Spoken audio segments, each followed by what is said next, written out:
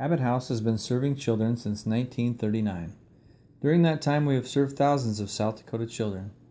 In 1971, Abbott House began a program for abused and neglected girls based in Mitchell. Over the years, the agency has developed into one of the leading programs in South Dakota and the region with respect to dealing with the effects of trauma. Unfortunately, some children who come to the Abbott House don't have a safe place to go home to. Prior to 2002, children would come to the Abbott House and many times stay for 5 or 6 or 7 years. And Abbott House is a wonderful place, but it's not a place to grow up. So in 2002, a board member came forward and donated a home to the Abbott House to begin therapeutic foster care.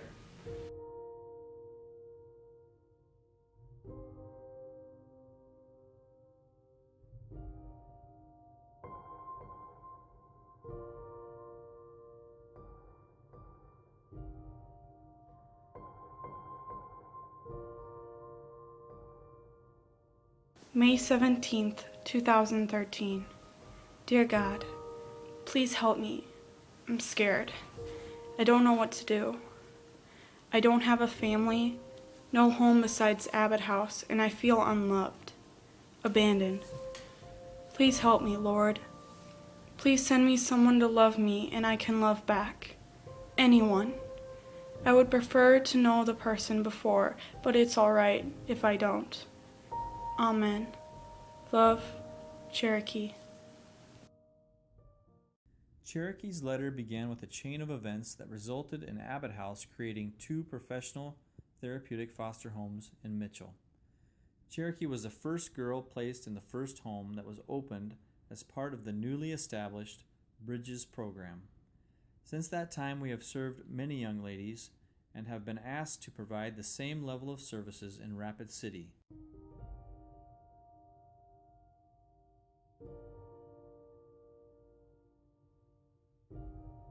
The Bridges program provides a child with an opportunity to be part of a family, to have a family, to feel loved and appreciated, and gives them a chance to succeed. I really don't like to use the word normal. We use it very loosely, but it gives them an opportunity to be part of a normal family and just to feel what that's like and grow up in a safe environment where they can feel loved and succeed.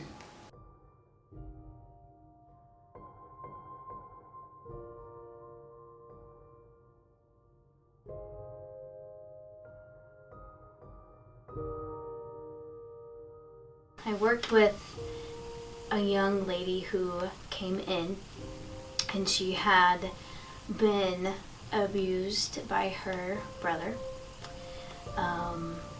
multiple times. This same brother also set fire to her house when she was in there. And so this young girl that I worked with not only had to deal with being abused by her brother, but she also had to deal with her brother setting fire and killing her 2 younger siblings. And so you had the trauma of being abused, but you also had the trauma of death that she witnessed and that she saw. That, to me, I think is probably one of the hardest girls that I have, or stories that I've worked with. And just listening to her and watching her go through the process of healing from those traumas that she went through at a young age. Very young, 8 is how old she was. But seeing her go through the process and healing during her time here at Abbott House is probably one of the best parts of working here, of watching her grow and process through the hurt that went through that. I know her past consisted of not only an abusive father, but a mother that was an alcoholic, and this young girl would have to not go to school, but steal what she could so that her mom could buy alcohol.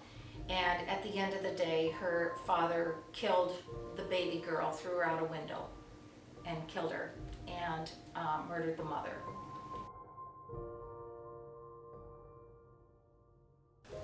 I've worked with a lot of different kids through the Bridges program, and there are so many stories that really tug at your heart. But the one that really comes to mind is in the boys' home in Rapid City. We had a young man, a young boy, 5 years old, that had come for his first visit in the home and was very anxious, nervous.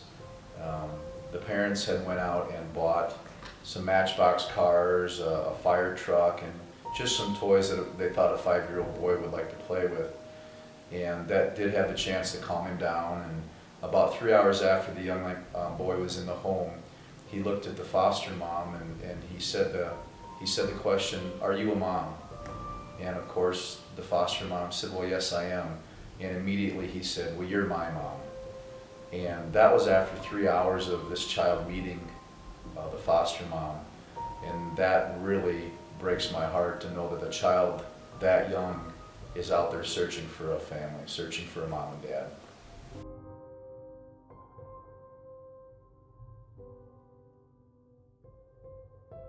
He is actually going to school at USD and getting her bachelor's degree in social work.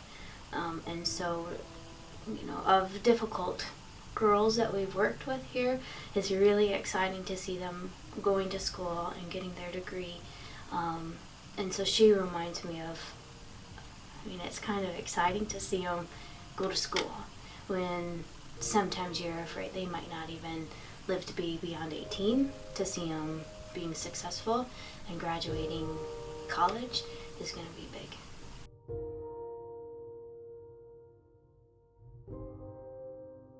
The hurdles that these girls have got to overcome and try to put out of their minds and focus on all the things that we require them to focus on. I don't know how they do it, but they arrive with a positive attitude.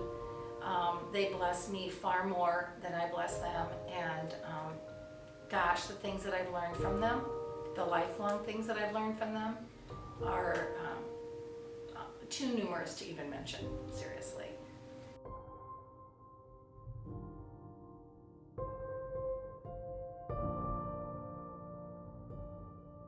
I keep in touch with a lot of the girls through Facebook, and I think I can think of 3 or 4 of them that have gone to secondary education and are pursuing careers.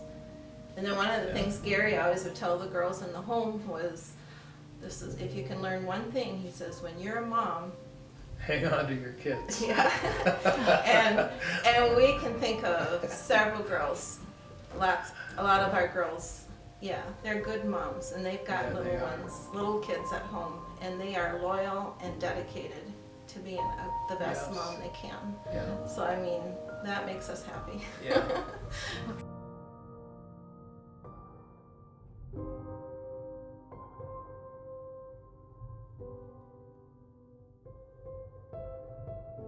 One of the things we've done in the Echo Valley home here in Rapid City is the respite care. So sometimes we get a call and saying that they have a couple boys that need a place to stay for the night, or it could be longer. And then if it works out for us, that we say, yep, have them come on in. So we've done that a few times too. And it was tough for us to hear it, but a couple of the boys that had been with us, we found out later that they are no longer in the foster home that they were staying in. So we're really not sure where they are. But that is just a good example of the need here in the Rapid City area for more homes. Because there's so many kids out here that might still be in treatment centers or other places, and they don't have a place that they can go to. And we've heard a lot of the social workers talk about that need.